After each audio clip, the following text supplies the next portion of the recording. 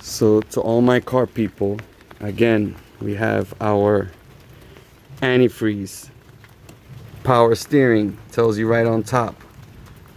Tells you right on top, and then this hose goes to the radiator, so it has to be antifreeze. Windshield washer, engine oil dipstick, engine oil cap, transmission oil dipstick, and the one that says DOT4 is the brake fluid. So the brake fluid looks good. We want to see the full level. Look for that first. Look for the full level. Look for the full level. For antifreeze, always remember check inside too. Now we're gonna check it. So we're going to do the engine oil first. Remember, the vehicle has to be off. You take it out, clean it, push it back in, and when you take it back out, make sure you hold it down like this so the oil doesn't rise up. Look for the dots. Those two dots, it has to be above this first dot and within the second dot. So the lower dot is the first one, the second dot is the one on top, and this looks like it's good, but you want to check it twice. Alright, oil level is full. If it was halfway down, then that means you're gonna have to add some oil through the motor cap. Now for the transmission, let me turn on the vehicle first.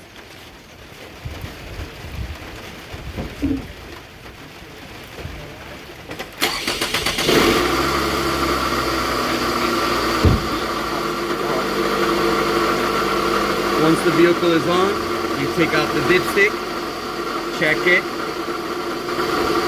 clean it, reinsert it, and then take it back out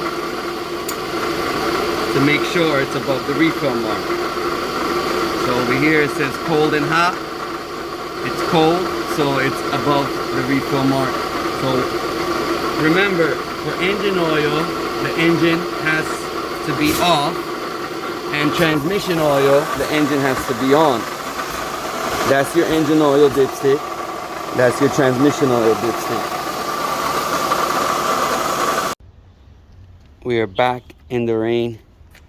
Now we got a 2014 Honda Accord. Now we're gonna see all the differences.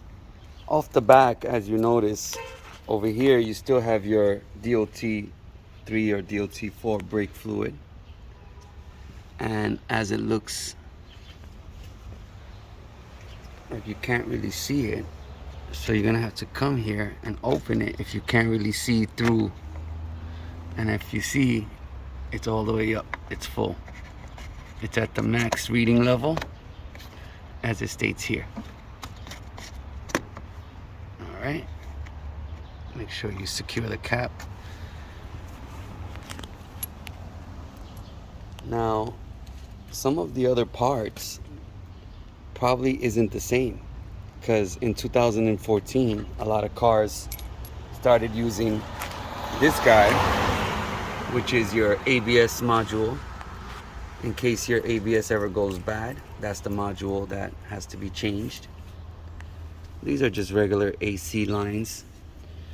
Here is your coolant reservoir.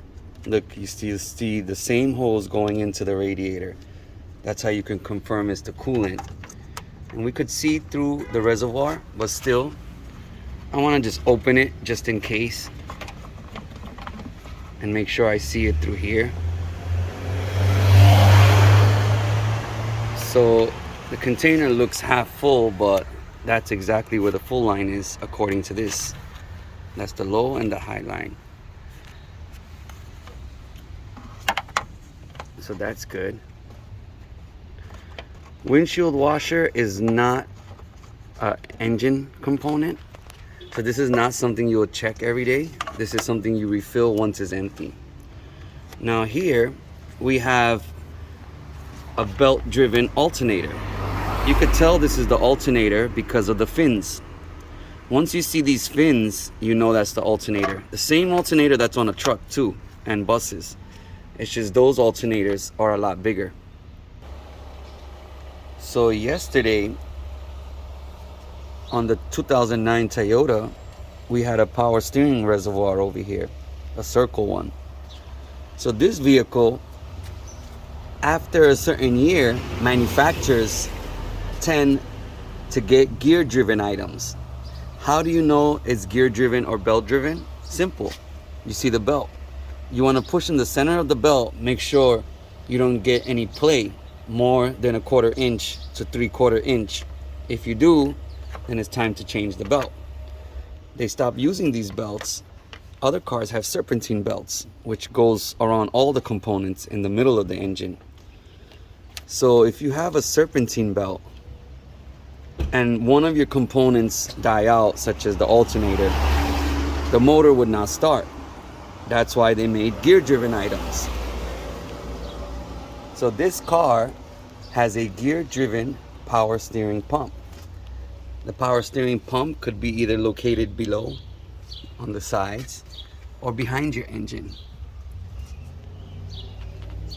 How we know it's gear-driven? Because it doesn't have a reservoir oil. Once you see a reservoir, then you know those are belt-driven items, such as your fan and your alternator. Now this car, the engine oil dipstick is right here. Same thing. You want to pull it out while the vehicle is off. So I didn't start this vehicle yet today. The keys are right here. So you want to make sure you do all of these things before you actually start the motor. So now we're going to check it. You always got to check it every morning. Come into your car, get a piece of napkin, get your morning coffee ready.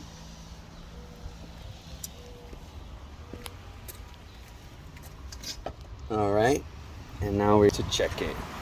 The engine oil dipstick. Below there you have your transmission oil dipstick too. So now again, for the engine oil dipstick,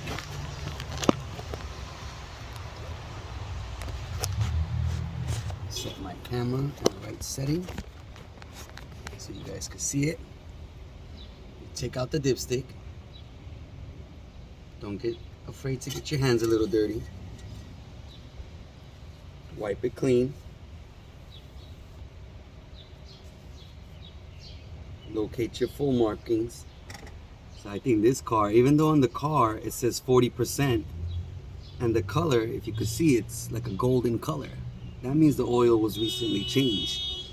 So even though the car says 40% and the oil is golden color, does not mean it could be less or full.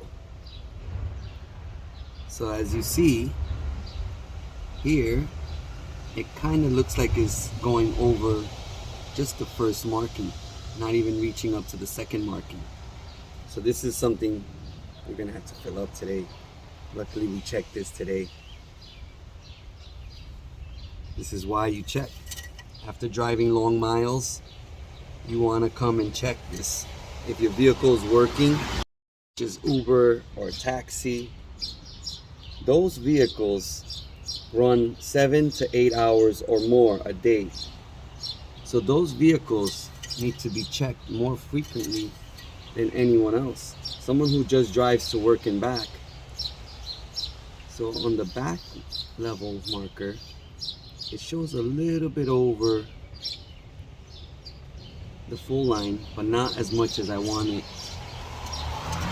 So this one we're gonna have to fill up today. Here we go. Take off your engine oil cap. Now we're gonna have to get the oil and funnel. There goes the cap. There goes the dipstick. Let's check this out. So now we got our oil and we got our funnel. Don't be cheap and not buy a funnel. These things are very cheap. All you're gonna have to do is just put the funnel in and make sure you get the right size funnel. Some funnels is not meant for some engines, but a funnel is a funnel, and it's very important. Now, before you open this up, you want to check on the side, you got a leveler. So over here, you have a full quart of oil. If you want to do half a quart, you want to go up to the half level. You never want to do a half a quart in one shot. You want to put in a quarter of the quart, then another quarter, and another one, and finally your last quarter. If you put all of it in one shot, maybe you're going to put too much oil. So this is something that's kind of annoying, but something that has to be done. And of course, how do you know? Every quarter you put in, you have to take out your dipstick and check the level. So you got to wipe it clean, stick it back in. You got to go through that process a couple of times until you see it's at the accurate level, which is above the refill mark. So now I'm going to open this up. I already measured out the quart. Sometimes you buy the bigger ones, the gallons. Be careful, put a little bit at a time, count it in seconds. Me, I usually do a 1, 2, 3, 4 kind of a trick, real quick. And then if I need more, I'll do another 1, 2, 3, 4.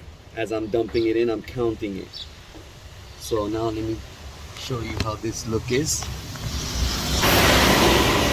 We got our oil, we got our funnel, which we're gonna have to hold up slightly because they have this little net in the Honda motors.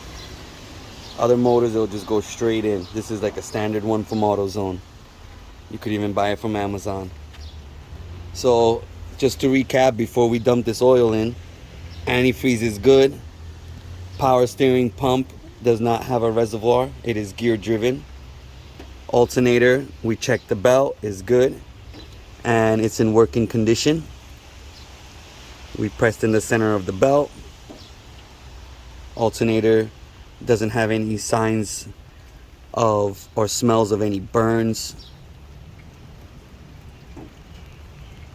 Everything else, the battery terminals is on tight. You want to check the negative and the positive. Make sure they're both on tight.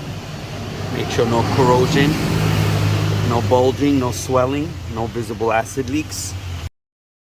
Everything else on and under. Nothing hanging and nothing leaking. And no visible leaks.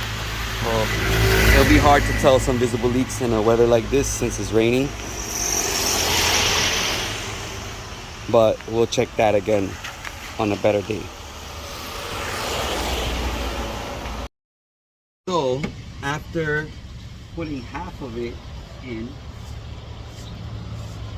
it's about halfway. That does not mean you put the other half in. That just means you keep doing the same thing.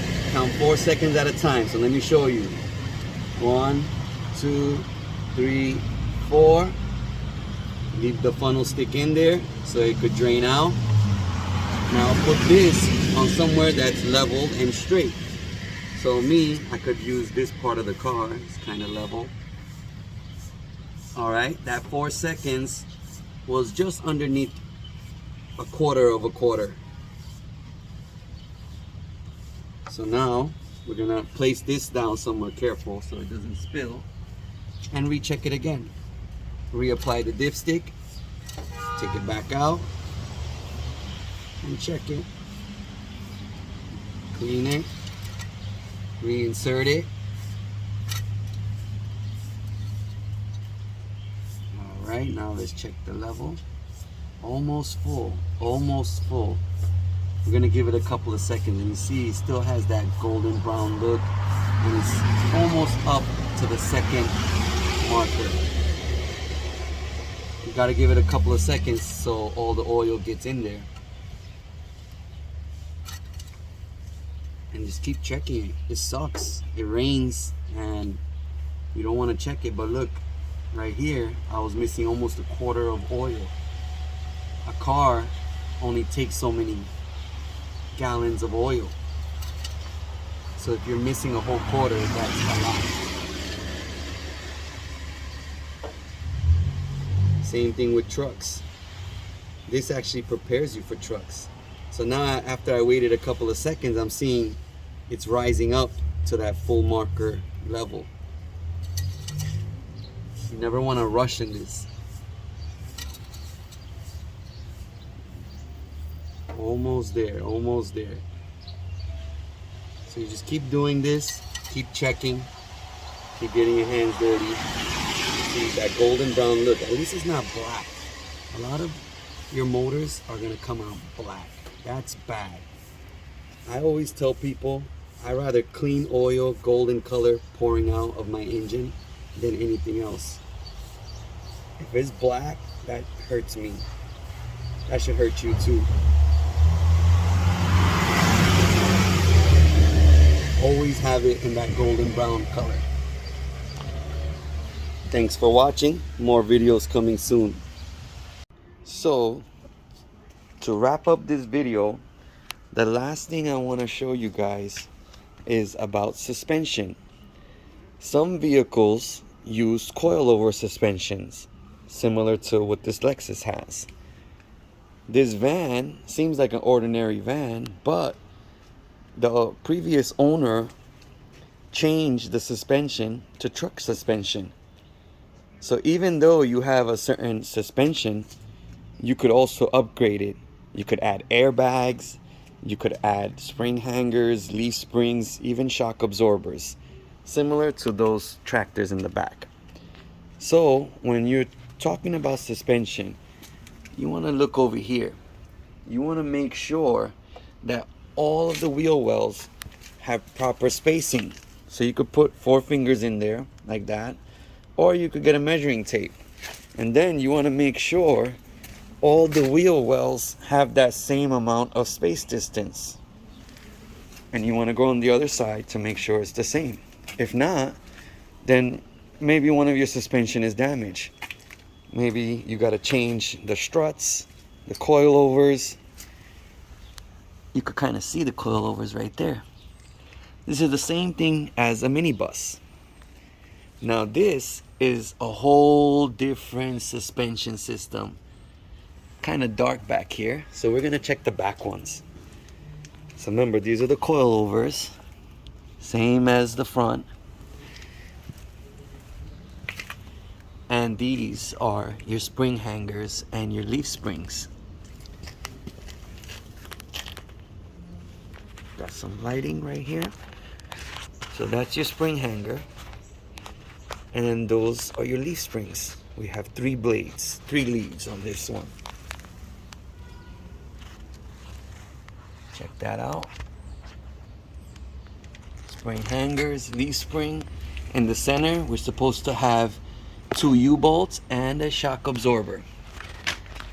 Similar to the tractor trailer. So this is why I say you have to know about cars if you ever want to upgrade to trucks. Here's your spring hanger, and those are your leaves. Those are the 2 U-bolts and the shock absorber. So some vans have truck suspension. Some cars add airbags. Some people, even like this car, cut their coilovers and drop their car to the floor.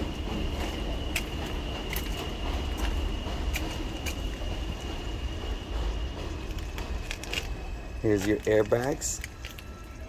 Here's your shock absorber, back view.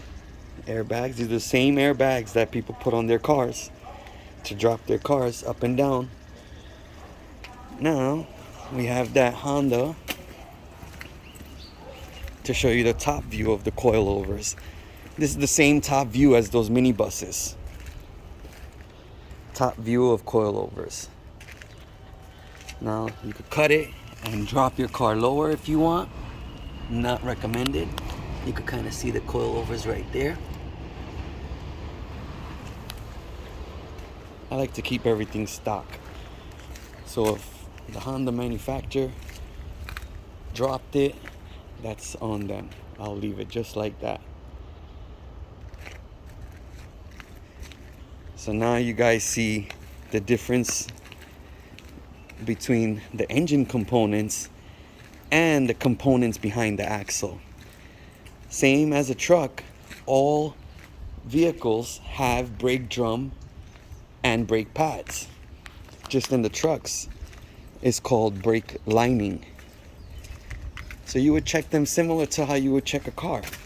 You just come to the back of the vehicle, and you could have the under view right there. You can see the drums and lining. Or right here, you could see the drums and lining a little bit better. And you just gotta make sure it's not worn dangerously thin, and it has more than 1/4 inch of thickness. Only from the best of the best, Ayaan CDL Institute. Thanks for watching. Make sure you like, subscribe, share. At 100K followers or subscribers, remember, free ELDT. 100K followers or subscribers would unlock free ELDT for everyone. Take care, guys. I'm Charles. I am an instructor here at Ayaan CDL Institute.